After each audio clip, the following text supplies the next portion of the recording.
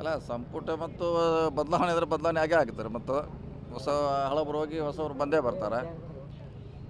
So ಮುಂಚೆ ಕೂಡ 30 ತಿಂಗಳ ನಂತರ ಮಾಡಬೇಕಂತ ಒಂದು ಚರ್ಚೆ ನಡೀತಾ ಇತ್ತು. ಅದೇನೋ ಅಂತಿಮ ಹಂತಕ್ಕೆ ಬಂದಿರ್ಬೋದು ಬಹುಶಃ. ಅದು ಅವ್ರಿಗೆ ಬಿಟ್ಟಿದ್ರಲ್ಲ, ನಮಗೆ ಹೆಂಗೆ ಗೊತ್ತಾಗ್ಬೇಕು ಯಾರಿಗೆ ಕೈ ಬಿಡ್ತಾರ, ಯಾರಿಗೆ ಹೊಸ ಹೋಗ್ತಾರ. ಸಚಿವರ ನೇಮಕ ಸಂದರ್ಭದಾಗ ಏನಾದರೂ ಕಂಡೀಷನ್ ಇಷ್ಟು ತಿಂಗಳಾದ ಕೂಡಲೇ ನೀವು ಬೇರೆದವರಿಗೆ ಹಿರಿಯ ಸಚಿವರಿಗೆ ಯಾರ್ಯಾರಿಗೂ ಏನಾದರೂ ಮಾತುಕತೆ ಆಗಿತ್ತಾ ಅಂತ? ಇಲ್ಲ, ಅದು ನಮ್ಮ ಲೆವೆಲ್ ಅದರ ಮೇಲ್ಗಡೆ ಆಗಿರ್ಬೋದು. ನಮ್ಮ ಲೆವೆಲಲ್ಲಿ ಏನೋ ಚರ್ಚೆ ಆಗಿಲ್ಲ. ಆಗಿದ್ರೆ ಡೆಲ್ಲಿ ಲೆವೆಲ್ ಏನಾದ್ರು ಆದರೂ ಆಗಿರ್ಬೋದು. ಅದ್ರ ಬಗ್ಗೆ ನಮಗೆ ಯಾವುದೇ ಮಾಹಿತಿ ಇಲ್ಲ ರೀ. ಕೃಷ್ಣ ಬೈರೇಗೌಡರು ಒಂದು ಮಾತು ಹೇಳಿದ್ರು, ನಾನು ಪಕ್ಷದ ಒಂದು ಕಾರ್ಯಕರ್ತ, ಹೈಕಮಾಂಡ್ ಏನು ಹೇಳ್ತೈತೆ ಅವ್ರ ಪಕ್ಷಕ್ಕೆ ಏನೋ ದುಡಿ ಅಂತಂದರೆ ನಾನು ರಾಜೀನಾಮೆ ಕೊಡೋಕೆ ಸಿದ್ಧದೇನೆ ಅಂತ ಹೇಳಿ. ಅಲ್ಲ ಸರ್, ಅದು ಪಕ್ಷ ನಿರ್ಧಾರ ಎಲ್ಲರೂ ಪಾಲನೆ ಮಾಡಲೇಬೇಕಾಯ್ತು. ಅದು ಅವ್ರು ಹೇಳಿದ್ದು ಎಲ್ಲರೂ ಪಾಲನೆ ಮಾಡಬೇಕಾಗ್ತೈತೆ. ಸೊ ಯಾರಿಗೆ ಬಿಡ್ತಾರೆ ಅವರು ಪಕ್ಷದ ಕೆಲಸಕ್ಕೆ ಹೋಗಲೇಬೇಕು. ಯಾರು ಮಂತ್ರಿ ಆಗಿರ್ತಾರೋ ಅವ್ರು ಮಂತ್ರಿಯಾಗಿ ಕೆಲಸ ಮಾಡ್ತಾರೆ ಅಷ್ಟೇ. ಈಗ ಒಂದು ಈ ಸಚಿವರು ಏನಿದ್ದಾರೆ ಅವ್ರನ್ನ ಯಾವ ಮಾನದಂಡದಲ್ಲಿ ಬಿಡುವಂಥದ್ದು, ಅದನ್ನು ನಮಗೆ ಹೆಂಗೆ ಗೊತ್ತಾಗಬೇಕು? ಈಗ ಬಿಡೋರು ಯಾರು? CM, ಅಧ್ಯಕ್ಷರು, ಜನರಲ್ ಸೆಕ್ರೆಟರಿ ಅವ್ರು ಮಾಡೋರು ಮಾನದಂಡ. ಈಗ ಅವ್ರು ಮಾನದಂಡ ಮಾಡಿದ್ರೆ ಹೆಂಗೆ ಮಾಡ್ತಾರೆ, ಏನು ಮಾಡ್ತಾರೆ, ನಮಗೆ ಅದ್ರ ಬಗ್ಗೆ ಏನೂ ಐಡಿಯಾ ಇಲ್ಲ. ನಮ್ಮನ್ನೇನಾದರೂ ರಾಜ್ಯಾಧ್ಯಕ್ಷರನ್ನ ಮಾಡಿ ಸಚಿವ ಸಂಪುಟಕ್ಕೆ ನೀವು ಬೇಡ, ನೀವು ರಾಜ್ಯಾಧ್ಯಕ್ಷ ಇಲ್ಲ, ಈಗ ಅದನ್ನೇ ನೀವೇ ಇಲ್ಲೇ ಹೇಳ್ರಿ. ಹೆಂಗೆ ಈಗ ನೀವೆಲ್ಲ ಕೇಳ್ರಿ, ನಾ ಏನು ಮಾಡ್ಲಿಕ್ಕೆ? ಹಿಂಗೆ ಹಂಗೆ ಹೇಳ್ರಿ, ಅದಕ್ಕೆ ನಮ್ಮ ಕಡೆ ಉತ್ತರ ಇಲ್ಲ ಅದಕ್ಕೆ. 2028 ವಿಚಾರಕ್ಕೆ ಪಕ್ಷ ಸಂಘಟನೆಯಲ್ಲಿ ತಮ್ಮನ್ನು ತಾವು ತೊಡಗಿಸ್ಕೊಳ್ಳುವಂಥದ್ದು ಇದೆ ಸರ್. ಇಲ್ಲ, ಹಾಗಾಗಿ ಅಲ್ಲ, ಅದು ಯಾವುದೋ ಆ ರೀತಿ ಯಾವುದೂ ಚರ್ಚೆ ನಡೆದಿಲ್ಲ ಇನ್ನೂ ನಿನ್ನೆ ಹೇಳಿದ್ದಾರೆ ಫಸ್ಟ್ ಟೈಮ್ CM ಅವರು. ಸೊ ಚರ್ಚೆ ಆಗಬೇಕು, ಡೆಲ್ಲಿ ಮಟ್ಟದಲ್ಲಿ ಆಗಬೇಕು, ಬೆಂಗಳೂರು ಮಟ್ಟದಲ್ಲಿ ಆಗಬೇಕು. ಅದು ಅಂತಿಮವಾಗಿ CM, DCM ನಿರ್ಧಾರ ಮಾಡ್ತಾರೆ. ಸರ್, ಒಬ್ಬರು ಸೀನಿಯರ್ ನೀವು ಸಚಿವರಿದ್ದೀರಿ, ಈ ರೀಶಫಲ್ ಆಗೋದ್ರಿಂದ ಸರ್ಕಾರಕ್ಕೆ ಎಷ್ಟೊಂದು ಅನುಕೂಲ ಆಗ್ಬೋದು? ಅಲ್ಲ, ಅದು ಮುಂಚೆನೇ ಅರ್ಧ ಮಾಡಬೇಕಂತ ಒಂದು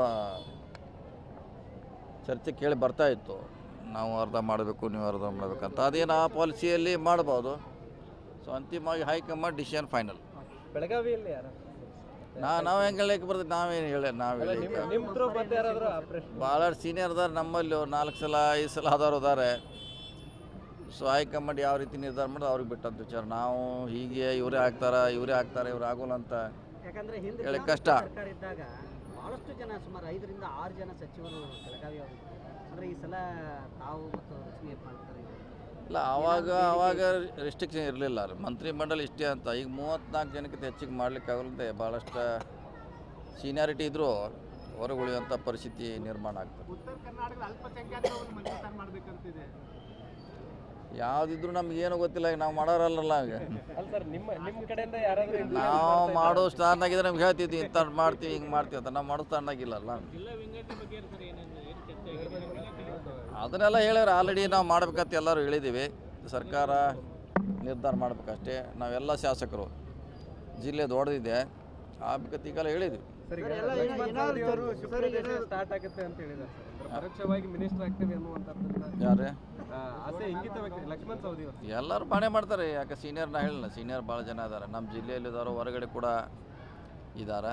ಅಂತಿಮವಾಗಿ ಯಾರಿಗೆ ಲಕ್ಷ್ಮಿ ಒಲಿತಿದೆ ಹೇಳಲಿಕ್ಕಾಗಲ್ಲ. ನೋಡೋಣ, ಕಾದು ನೋಡೋಣ. DCM ಸ್ಥಾನದ ಬಗ್ಗೆ ಏನಾದರೂ ಒಬ್ಬರೇ ಮಾತ್ರ ಯಾವ್ದ್ರೆ ಉತ್ತರ ಕರ್ನಾಟಕದಲ್ಲಿ ಅಲ್ಪಸಂಖ್ಯಾತರ ರಾಜಕೀಯ ಮಾತ್ರ, ಅದು ಕರ್ನಾಟಕದಲ್ಲಿ ನಮ್ಮ ಉತ್ತರ ಕರ್ನಾಟಕದಲ್ಲಿ ಅವ್ರಿಗೆ ಯಾವ ಸ್ಥಾನಮಾನವೂ ಆಗ್ತಾ ಇಲ್ಲ. ಒಂದು ಸಚಿವ ಸಂಪುಟದಲ್ಲಿ ಸ್ಥಾನ ಸಿಗ್ತಾ ಇಲ್ಲ.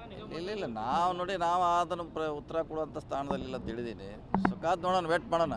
ಸರ್, ಲಾಸ್ಟ್ ನಿನ್ನೆ CM ಅವರು ಹೇಳಿರುವಂಥದ್ದು ಈ ಉತ್ತರಾಧಿಕಾರಿ ಚರ್ಚೆ ಬಗ್ಗೆ ಆ ರೀತಿ ಲೀಡರ್ನ ಹೈಕಮಾಂಡ್ ನಿರ್ಧಾರ ಮಾಡ್ತಾರೆ, ಇದು ಸೈದ್ಧಾಂತಿಕವಾಗಿ ಹೌದಾ? ನಾವು ಹೇಳಲ್ಲ, ನಿಮ್ಮ ಮುಂದೆ ಹೇಳ್ಯಾರಲ್ಲೇ ಕಿತ್ತವಾಗಿ ಹೇಳೇವಿ. ಯಾಕೆಂದ್ರೆ ಅವ್ರು ಹೇಳಿದ್ದು ಐಂದ ನಾಯಕರು ಹೇಳಿದಾರೆ ಹೊರತಾಗಿ CM, DCM, ಅಧ್ಯಕ್ಷ ಅಂತ ಎಲ್ಲಿ ಹೇಳಲ್ಲ. ಅದು ಆ ಥರ ಗೊಂದಲ ನಿರ್ಮಾಣ ಅವಶ್ಯಕತೆ ಇಲ್ಲ. ಯಾಕಂದರೆ ಅವ್ರು ಹೇಳಿದ ಕ್ಲಿಯರೇ ಇದೆ. ಅದು ಪಾರ್ಟಿ ಬಿಟ್ಟು ಅದು ಸಂಘಟನೆ ಆರ್ಗನೈಸೇಷನು.